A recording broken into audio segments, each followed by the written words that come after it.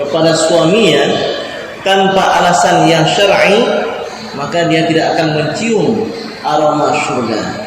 Padahal aroma surga bisa dicium dari jarak 500 tahun perjalanan. Qur'anuna nurun mubin lil 'abidin madad sinin, nurun 'ala nurin lana درب السعادة كل حين منه شفاء. Seorang wanita menggugat cerai, berarti wanita ini yang mengangkat kasus kepada wali, kepada hakim.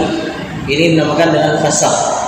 Fasakh itu cerai yang dijatuhkan oleh majelis hakim. Kalau talak yang dijatuhkan oleh suami. Jadi kalau fasakh, berlakukah iddah 6 bulan ditinggal oleh suaminya, enggak diberikan nafkah, tidak ada perhatian, atau disakiti oleh suaminya, ini boleh juga fasakh. Tapi sakitnya maksudkan bagaimana? Dipukuli, berluka-luka, berdarah-darah, ya, enggak diperlakukan dengan baik, yang seperti itu. Ini kenapa bukan fasakh? Suami saya punya simpanan yang lain. Kenapa fasakh?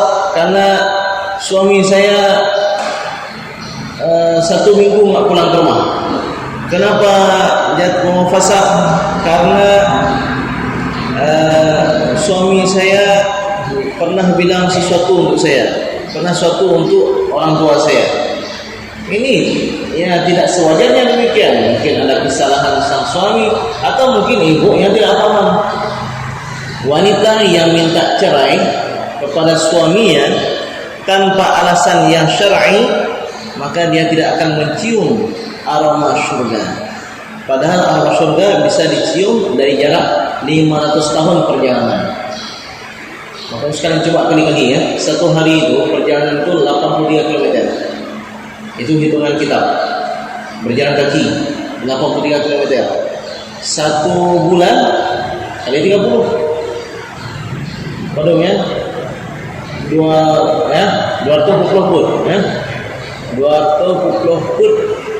Tadi 83. Berarti 2 lebih. Kontrol.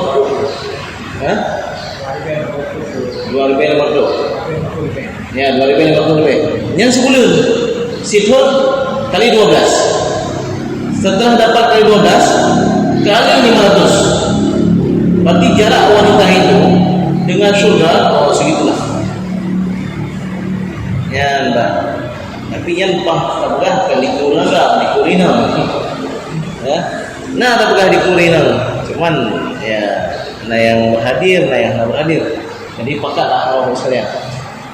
Bapak sekalian, yang dimuliakan Allah Subhanahu wa taala, seorang wanita gugat cerai, gugat fasakh, lalu jatuhlah hukum cerai oleh pengadilan. Apakah ada masa iddah? Sedangkan suaminya sudah sekian bulan tidak mendekati dia. Tadi kita sudah menyebutkan iddah itu ada 2 syariatnya. Tujuannya untuk mengetahui kekosongan rahim, yang kedua untuk pemuliaan dan kehormatan suaminya. Jadi bagaimana ini? Apakah tetap ada masa iddah? Tetap ada masa iddah. Tetap ada masa iddah. Berapa lama? 3 kali masa suci. Kapan hitungannya? Dari waktu dijatuhkan cerai oleh majelis hakim. Ya? Jadi tetap. Nah. Jadi bos sekalian, masa iddah munyo talak raj'i, talak 1, talak 2. Kita ingin rujuk istri kita, enggak perlu akad baru. Tapi kalau sudah habis masa iddah, ingin merujuk kepada istrinya, harus dengan akad dan mahar baru. Harus hui kau ala. Yo punya kok kawin nang bapaknya aku memang nak kawin nah kasus na masalah kecukup masalah kami masa iddah enggak kenal cerai, kami masa iddah. Jadi harus dengan akad dan mahar yang baru. Dan itu harus cepat-cepat. Kalau memang mereka sepakat. Kenapa? Karena kalau datang orang ke yang lain, pihak ketiga, dek sama abangnya, abang ada Mercedes, abang ada ini, ada itu, oh iya sama abangnya lah. Nah itu boleh. Tapi kalau masih dalam masa iddah, istri itu yang sudah diceraikan masih hak suaminya. Kalau sudah habis selesai iddah, goodbye bang. Siapa suruh telat-telat? Siapa suruh lambat-lambat? Tapi kalau dalam masa iddah, suami yang paling berhak untuk merujuk ya istrinya. Jadi benar, insyaallah. Ada kalanya kasusnya seorang miskin ya, suaminya enggak meninggalkan apapun juga. Biaya baru melahirkan dari rumah sakit elit lagi, rumah sakit Columbia, operasi sesar loh. Tenang bu, ibu mau jadi istri saya. Saya tanggung semuanya. Tapi dengan syarat jadi istri saya. Aduh kibalnya. Tapi nyo mahal yang 50 juta. Kan hanya 20 juta. Ya oke lah bang. Ya, maka berhak menjadi istrinya. Kalau seandainya ya tadi hamil, tapi hamilnya menjelang melahirkan, suaminya meninggal dunia, mana yang dilihat ini? Melahirkan atau mati, yaitu 4 bulan 10 hari. Para ulama di sini ada dua versi. Ada yang mengambil selama masa iddah. Kalau melahirkannya masih 9 bulan lagi, maka dihitung melahirkan. Ya. Kalau seandainya melahirkan tinggal 1 minggu, suaminya meninggal dunia, ini yang diambil masa iddahnya mana? 1 minggu atau 4 bulan 10 hari. Ada ulama mengatakan melahirkan. Ada ulama lain mengatakan yang paling lama yang mana? Apakah melahirkan atau 4 bulan 10 hari? Ya. Mana yang diambil di sini? Di sini ada ikhtilaf ulama, tapi untuk khuruj minal khilaf, keluar dari perbedaan pendapat ulama, diambil masa yang paling lama. Diambil masa yang paling lama. Ya, bulan 10 huruf, atau kalau seandainya melahirkannya masih 5 bulan, maka diambil 5 bulan. Yang sudah pasti melahirkan sudah pasti harus setelah melahirkan. Itu sudah pasti. Yang menjadi khilaf kalau seandainya masa melahirkannya itu tinggal sedikit, diambil masa melahirkan yang tinggal sedikit atau masa iddah aslinya. Hilang, ya. Jadi tidak ada cerita suaminya meninggal sudah 4 bulan 10 hari. Dia sedang mengandung, ya masih mengandung 3 bulan lagi. Udah habis 4 bulan 10 hari, kita nikahi saja. Enggak ada. Yang melahirkan tetap.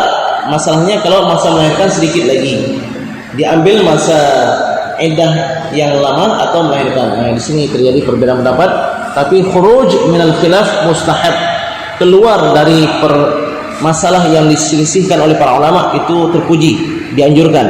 Jadi menang, gitu. Insyaallah silakanlah. Jadi kasus pisah ranjang sudah lama dua pasangan ini, tapi tinggal serumah. Kemudian 1 bulan kemudian bercerai.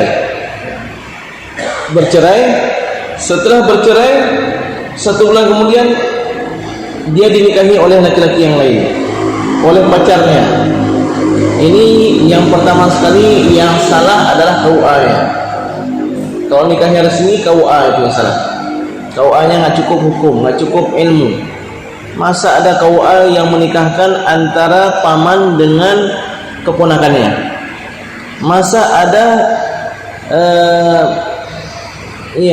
KUA yang menikahkan seorang laki-laki dengan seorang wanita, wanita itu masih statusnya sebagai istri orang lain? Ini KUA yang betul ini, ya.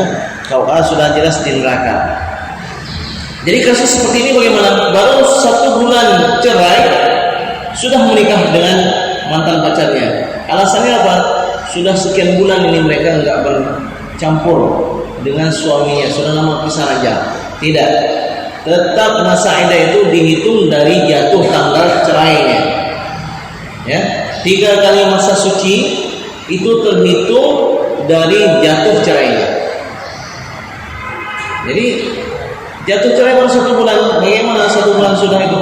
Masa iddah ini menurut sekalian termasuk di antara hikmahnya adalah sang suami, sang istri kembali merenung, berpikir sebenarnya yang salah saya atau dia.